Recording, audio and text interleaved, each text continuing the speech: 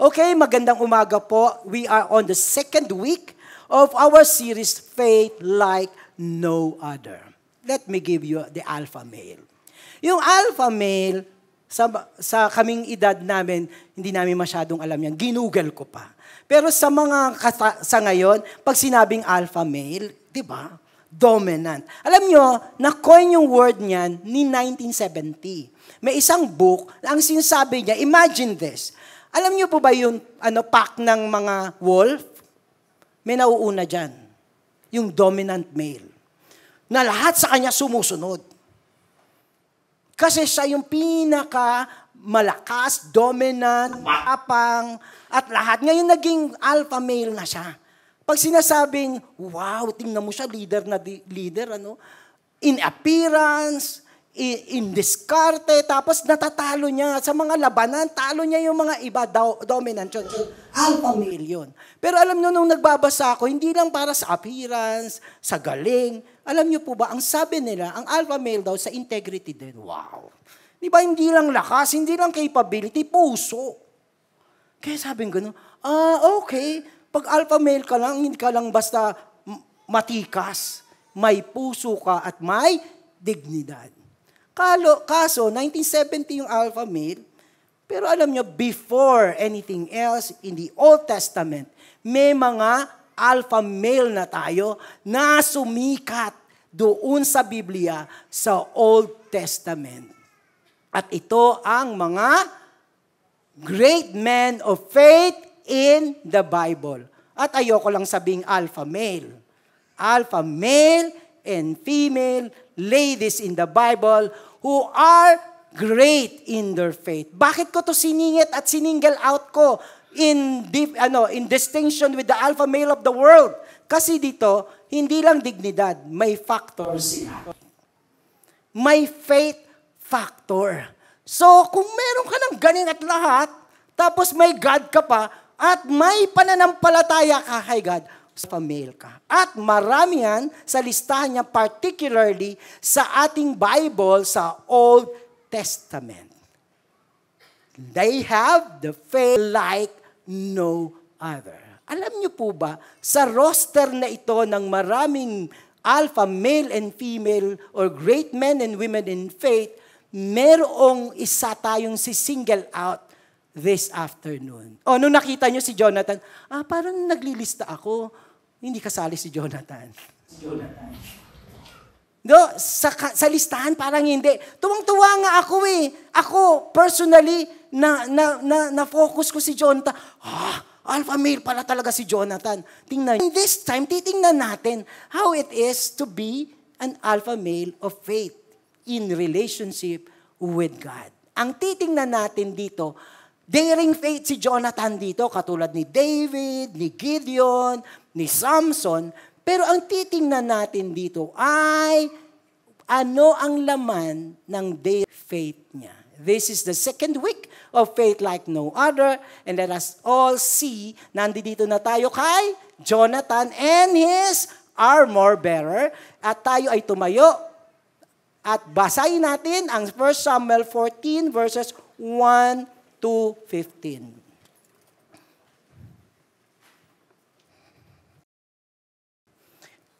Nasa page 135 po. Yan. Are we in the page now, 135? Say amen. Okay, let's read. 1, 2, 3, go. One day, Jonathan, the son of Saul, said to the young man who carried his armor, "Come, let us go over to the Philistine garrison on the other side." But he did not tell his father. Saul was staying in the outskirts of Gibeah, in the pomegranate cave at Migron. The people were with him about 600 men, including Ahijah, the son of Ahitub, Ichabod, brother son of Phinehas, son of Eli, the priest of the Lord in Silo, wearing an ephod. And the people did not know that Jonathan had gone within the passes by which Jonathan sought to go over to the Philistine garrison. There was a rocky crag on the side. Sige po.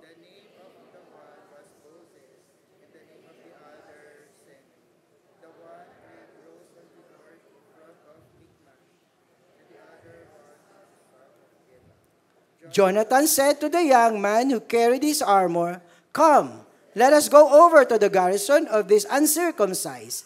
It may be that the Lord will work for us, for nothing can hinder the Lord from saving by many or by few." And his armor-bearer said to him, "Do all that is in your heart, do as you wish. Behold, I am with you, heart and soul." Then Jonathan said,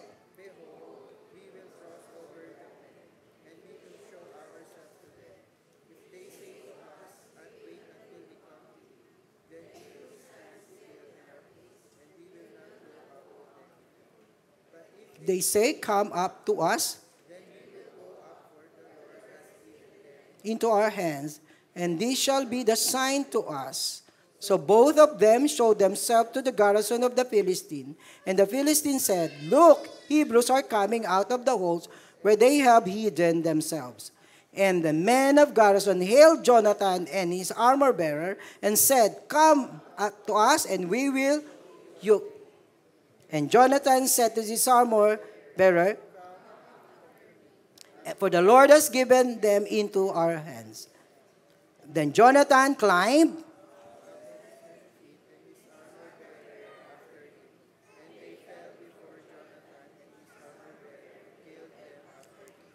and that first strike which Jonathan and his armor-bearer made killed about 20 men within as it were half a furrow length in an acre of land.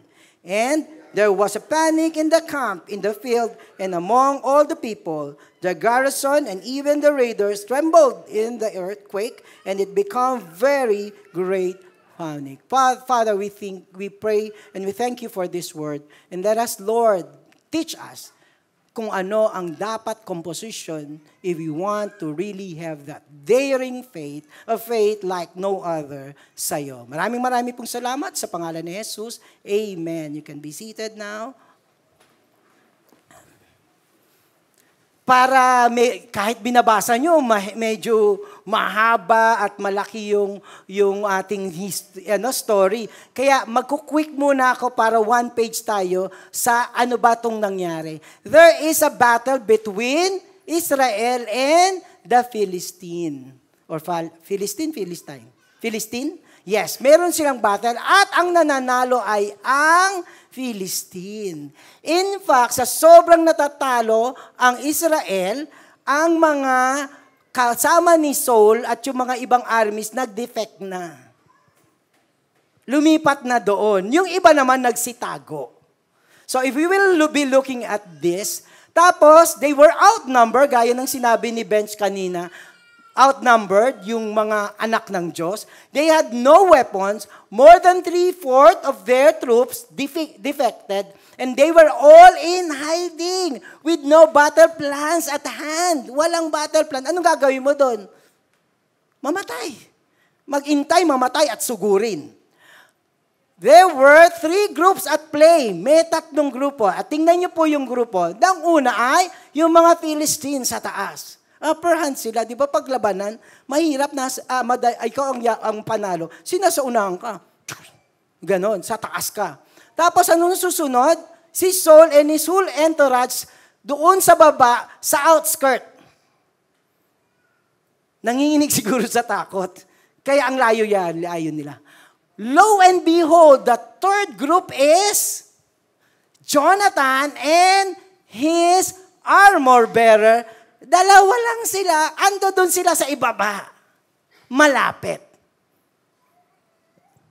Tingnan natin yung verse 1, balikan natin, kung hindi ba daring faith to? Anong sabi niya? One day, Jonathan, the son of Saul, said to the young man who carried his armor, "Come, let us go over to the Philistine garrison on the other side." Andito kami, dalawa lang sila. Yung 600 nga, nanginginig sa takot. Yung hari nga, nagtatago. Tapos itong anak ng hari, si Jonathan, at nung una binalikan ko yung armor bearer, marami silang armor, marami silang, nung inulit-ulit ko, dalawa lang. At sila pa yung lumalapit. At later on, nakita nyo naman, sila pa yung nambubuska. Saan nanggaling? Ang ganitong klase ng tapang ng loob. Para sabihin, Jonathan seemingly was a typical wild warrior at his adventurous age, bata. Kaya pag tinignan mo ito, reckless siya. Puro tapang lang. This appeared to be careless and foolish attempt. Pag in-examine siya sa militarily, kaloko. This is not a good military plan. Nababaliw si Jonathan. O kaya, pa-suicide siya. But, this daring faith like no other, pag binalikan natin, yung typical exploit ng great men of God, katulad nga ng sinabi ni Bench kanina, si David, lumaban kay Goliath. Si Gideon, hindi na nga lumaban umikot-ikot lang. You see, mas parang ganito ang typical. Kung sabi natin kanina, typical sa mga bata ang reckless. Typical naman sa great men of God that can be outnumbered and yet ready to fight. All because consistently they were moved by the Spirit of God. Anong common denominator nila? Bakit sila daring? They were moved by the Spirit of God. It is not stupid. It is not recklessness. But it is the movement of God in their heart. Kaya laban lang. Nakikita mo kagad ang lakas ng loob niya, parang imposible.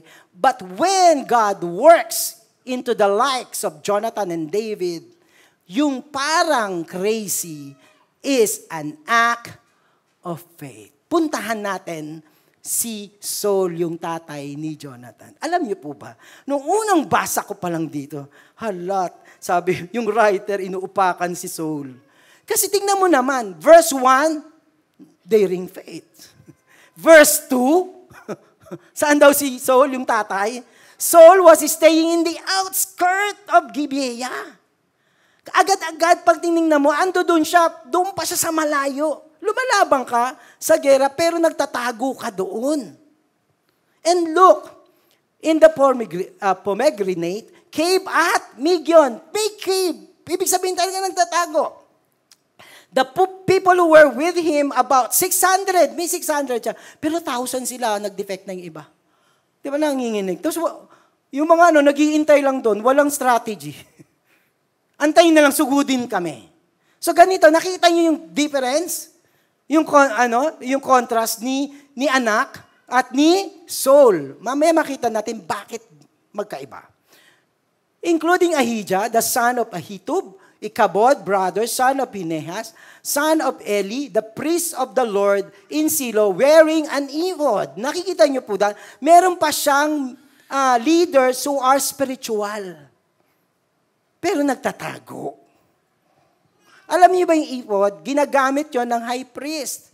Kapag may inquire ka kay God, pwede ba namin itong gawin? Mag-i-inquire ka, gagamitin yon with ceremonies. Meron pa siyang bit-bit. Nanginginig siya, sabi niya, siguro, high priest, puntahan niyo na ako rito. See the difference? See the contrast? Alam niyo po ba, some can never think themselves safe who sees themselves out of God's protection. Takot ka? Nanginginig ka sa takot. Kasi alam mo, wala ang Diyos sa iyo. Simple as that. Si Saul, wala siyang lakas ng loob kasi ang isip niya, wala ang Diyos sa kanya. Alam niyo po ba, this is my prayer. when I planted a church some time ago, mga 20 years ago, ang lagi kong kinakatakutan, mag-isa ako. Pero mo nun, okay lang ako mag-lead ng pamilya ko, pero mag-lead ka ng community. Lalakad akong gano'n. Ang sabi ko, Lord, not without your presence, please. I can only go further. I can only have this confidence if you are with me.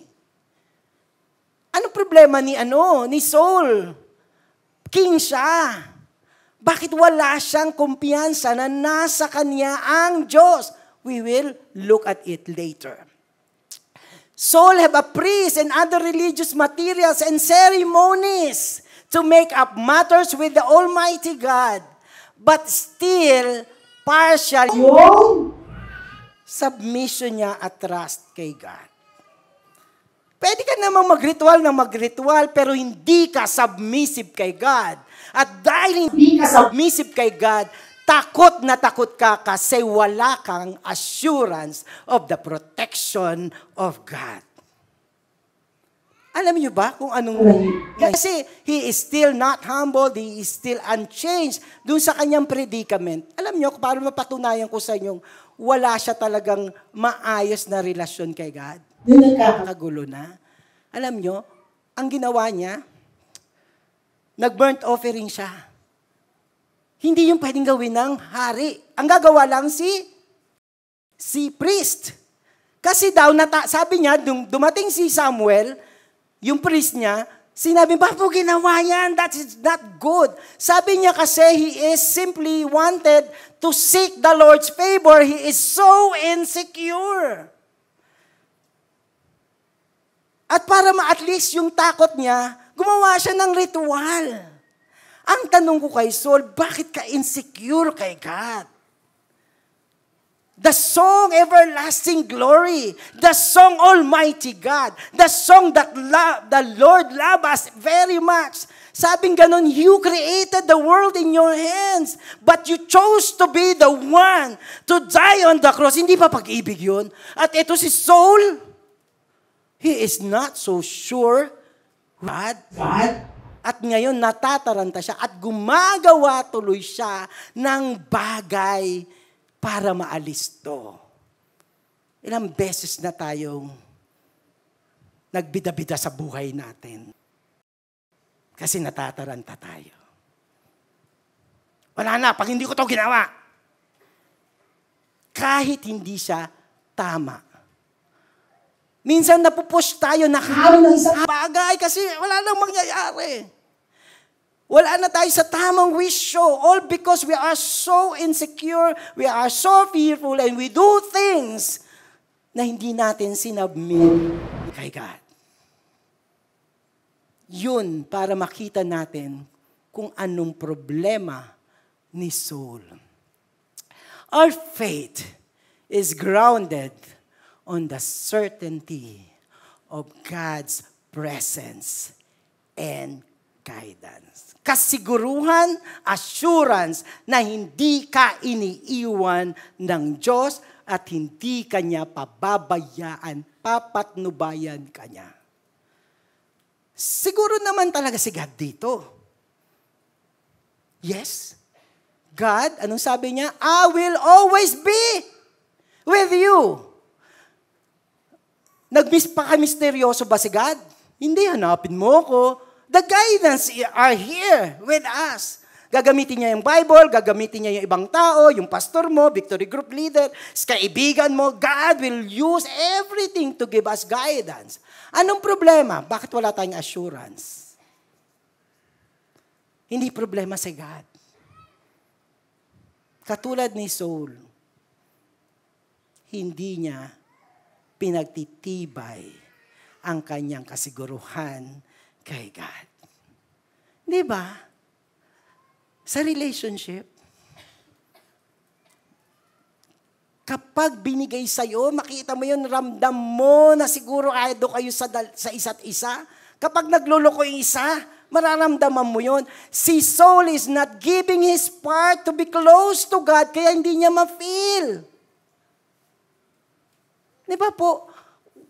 Sa pagkakaibigan, di ba? Pag naging magkakilala kayo, alam mo na kapag ito yung amoy, naiinis na siya, nakikita niyo yung intimacy ng relationship, nagkakapaan na kayo kagad. Mag-asawa. Di ba po? Alam ko na pag iba tono ng kilay ni Ann.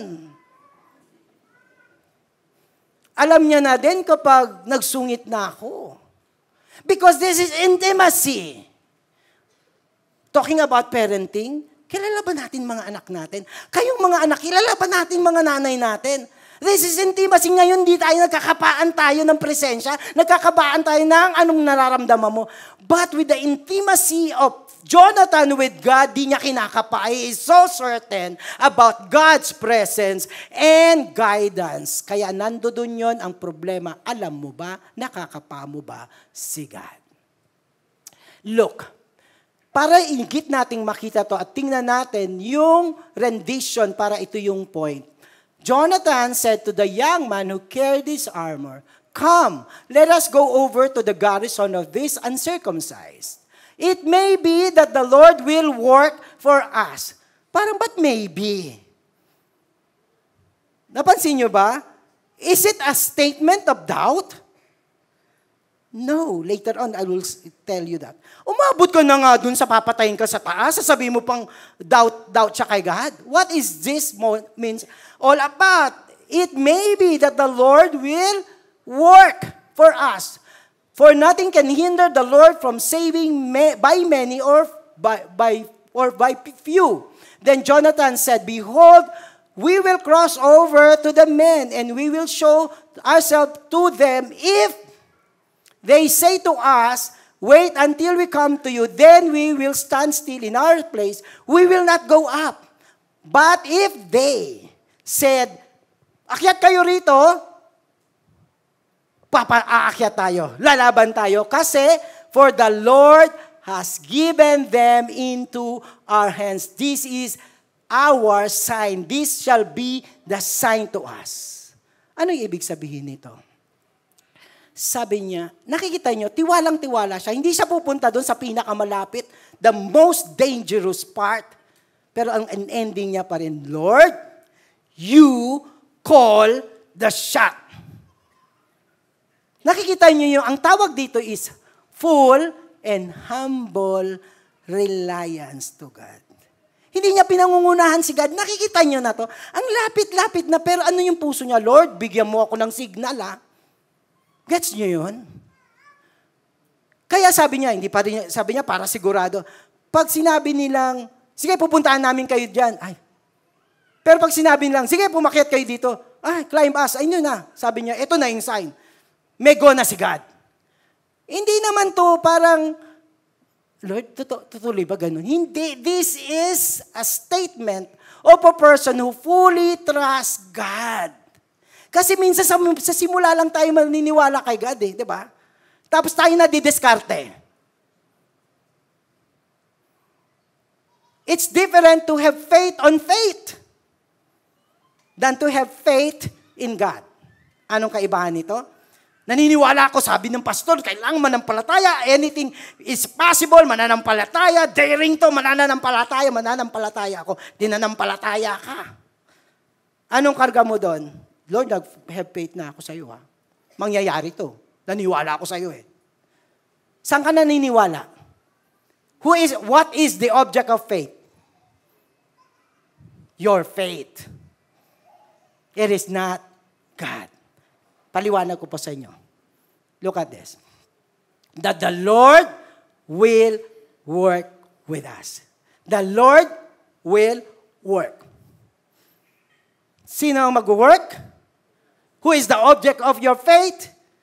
Si God. Kaya yung submission, nagsasubmit ka, kahit maraming means, it's still God who calls the shot.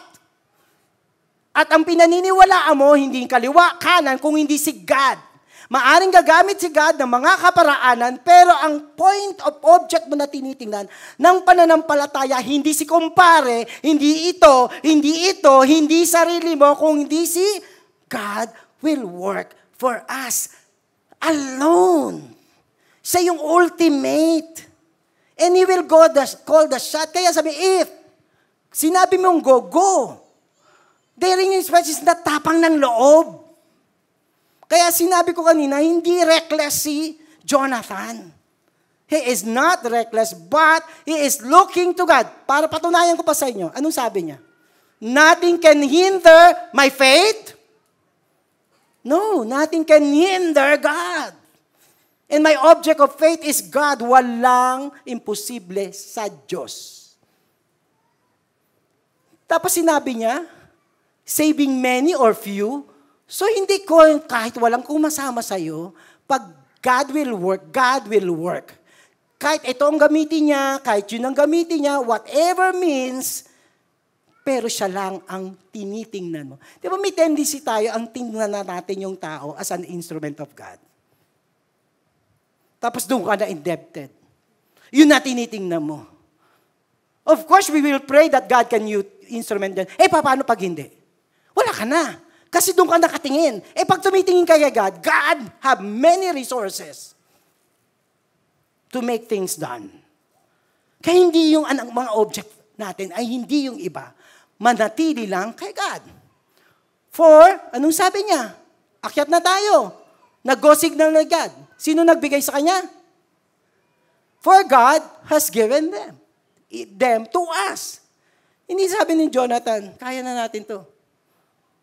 Kaya natin. Ang lakas ng loob natin Kasama natin si Lord. Gagawin natin to. Nakikita niyo, wala siya. It is only God.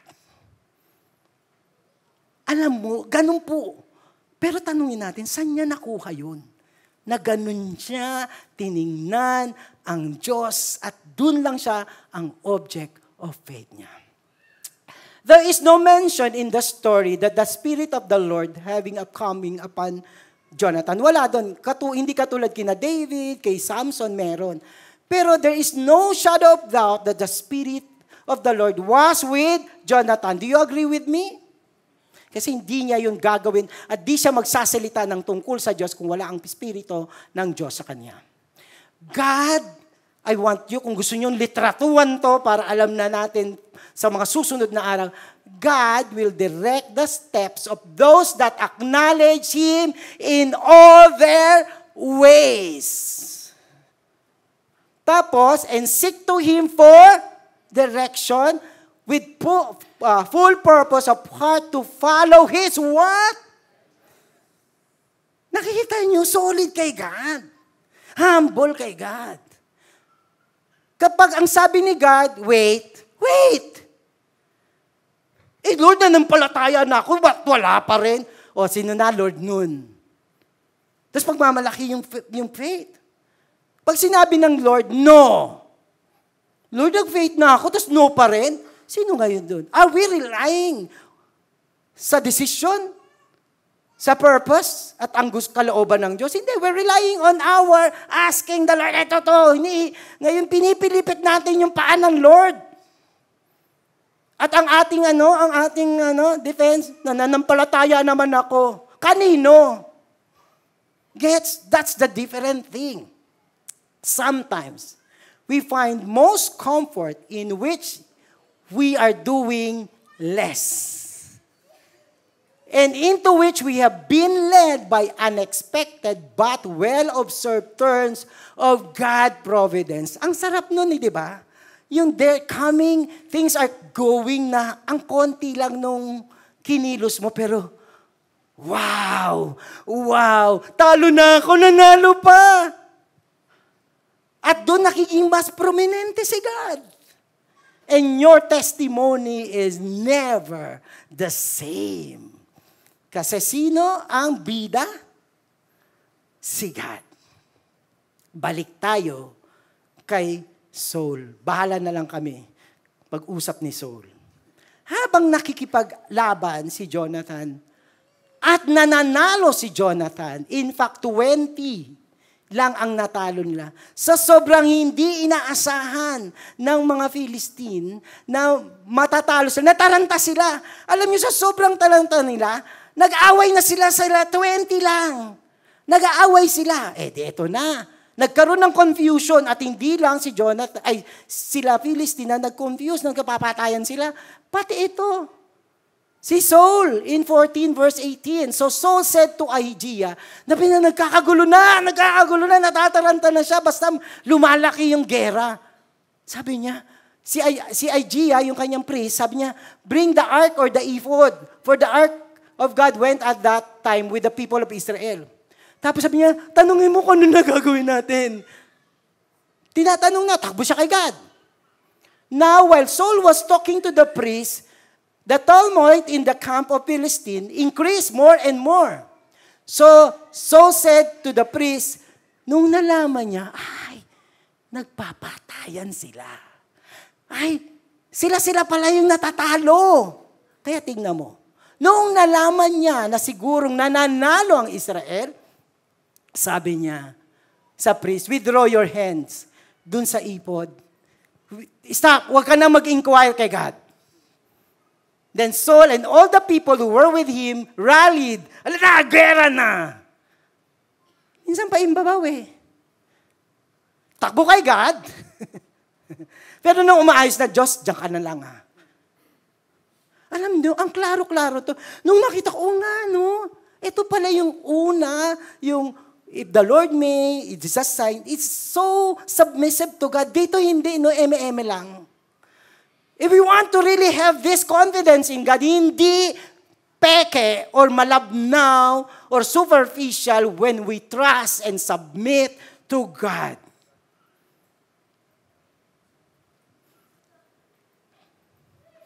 So both of them showed themselves to the garrison of the Philistines, and the Philistines said, look, Hebrews are coming out of the holes where they have hidden themselves. And the men of garrison hailed Jonathan and his armor-bearer, come up to us and we will show you a thing. And Jonathan said to the armor-bearer, come up after me, for the Lord has given them into the hands of Israel. Sa atin ba?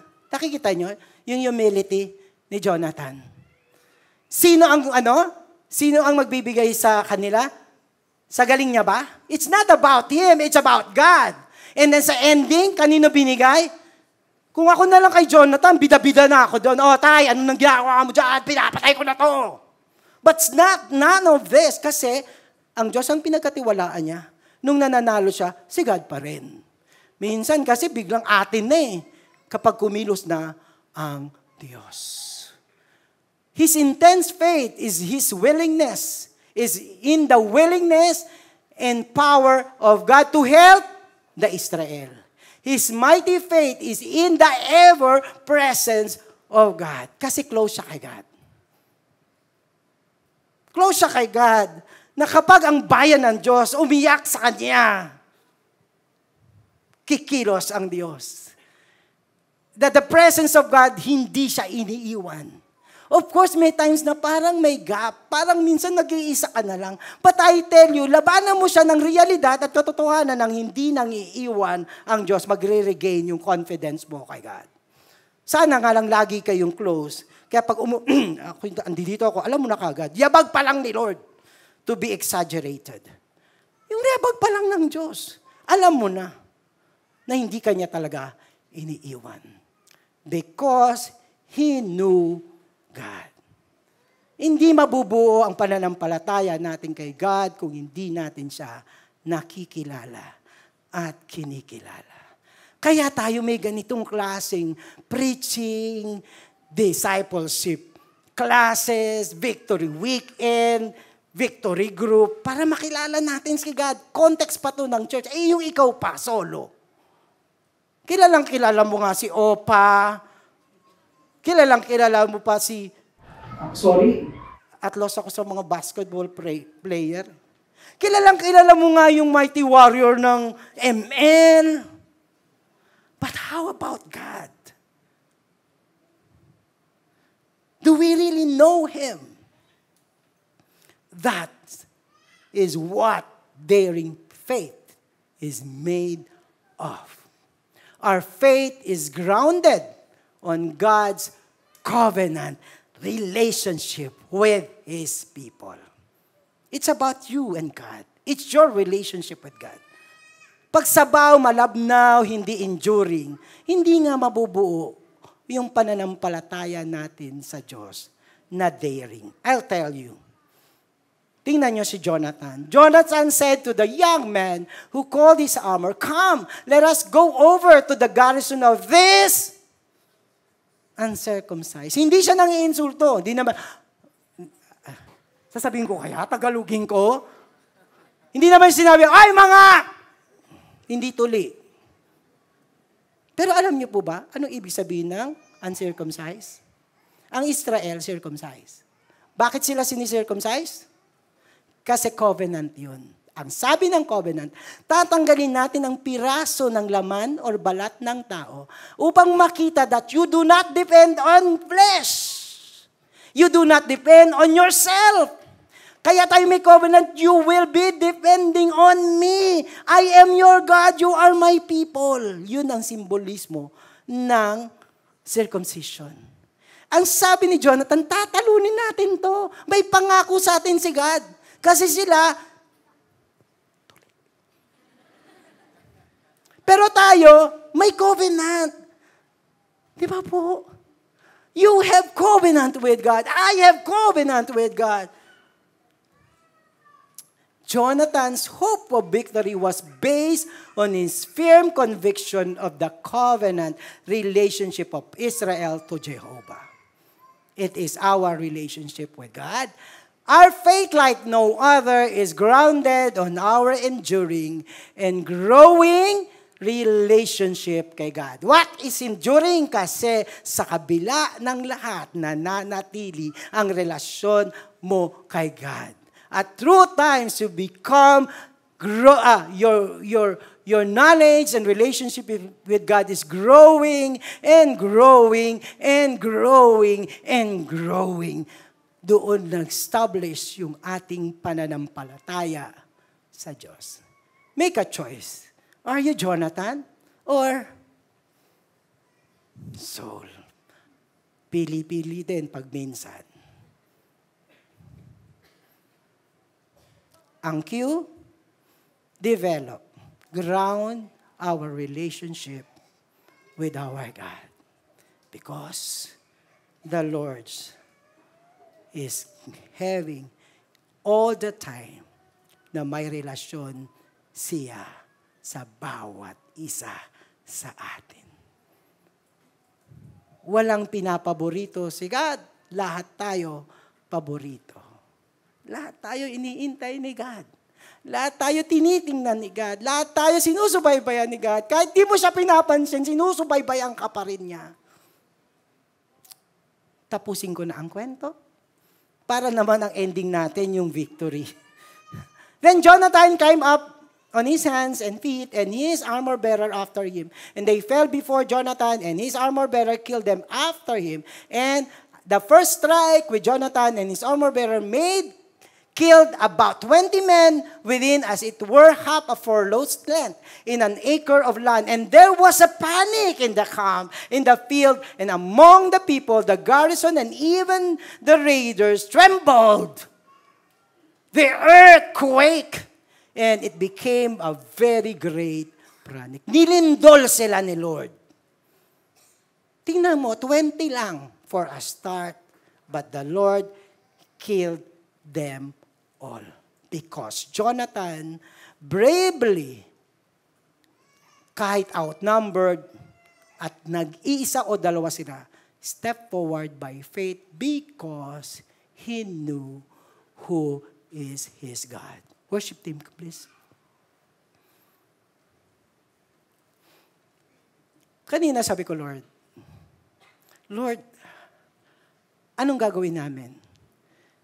Baka meron kayong battle. Or meron kayong battle. Anong gagawin namin? Alam nyo po, ilagay nyo ako sa tuktok kung sino ako. Hindi ko sasabihin, kalimutan nyo yung sitwasyon nyo. Hindi ko sinasabi. Hindi ganun ang God. Pero itakyat muna natin sa God. Diyan lang muna sa ilalim yung mga sitwasyon. When we place God kung saan siya worthy to be placed in our heart, in our congregation, over our life, you will see that God is not only great, but He loves us all and so much. Ano yung unang linya, Darla? Ang ganda-ganda ng unang linya na ever. You'll hold the universe. Nung nagsalita sa akin, I was led by the Holy Spirit na ganito yung gawin natin. You hold the universe into your hands. Di ba great yun? Sovereign yun. O di ba may Philistine pa ba doon? Lalaban pa si Philistine, si utang, so whatever you have. And then,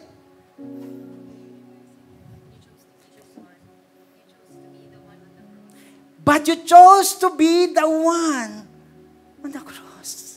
This is love. The mighty God chose to love us all. Mahal tayo ng Diyos. Kaya anuman ang labanan natin, ilagay natin sa karapat-dapat na lugar ang Diyos. Sapong ito, sa ating kalagitnaan, sa ating puso, sa ating bahay, sa ating kapaligiran. Tayo po tayo. At itong banggitin nyo kay God. Sino ka? Katulad ng pagkilala ni Jonathan, ikaw ay makapangyarihan at ikaw ay hindi nangiiwan.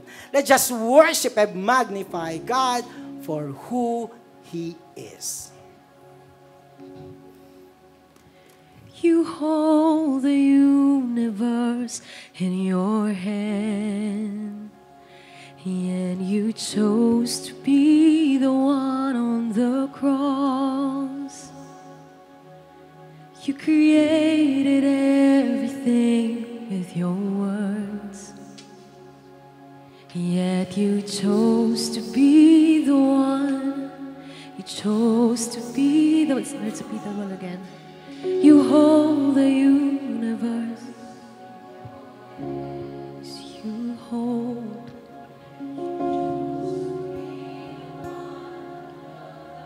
Oh, Jesus.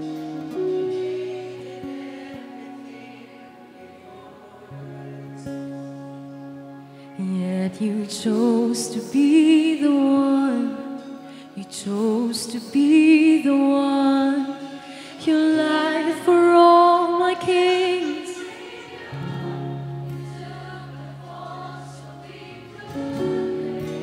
Oh yes, Lord, we humble ourselves before you.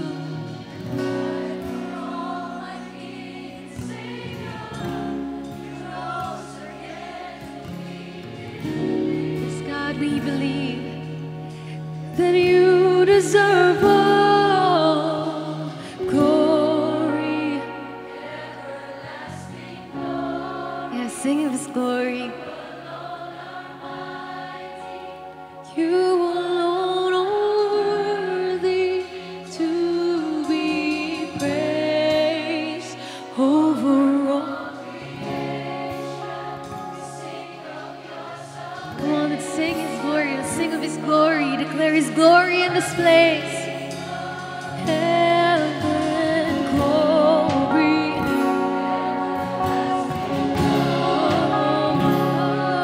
Glory, God. You are mighty, Lord.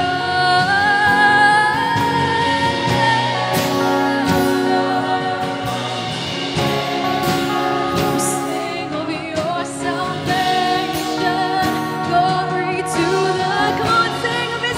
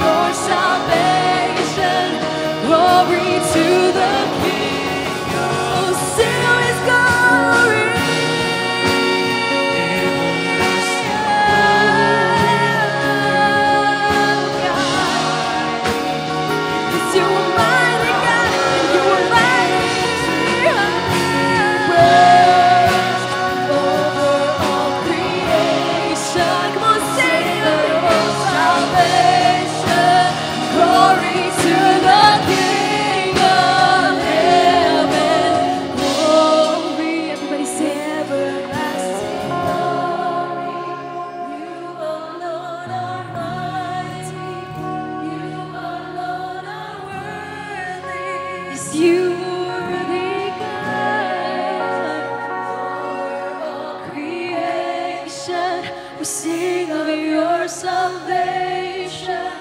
Glory to the King of heaven. Glory, everlasting glory. You alone are mighty. You alone are worthy to be praised. Over all creation, we sing of your salvation. Glory to the King of heaven.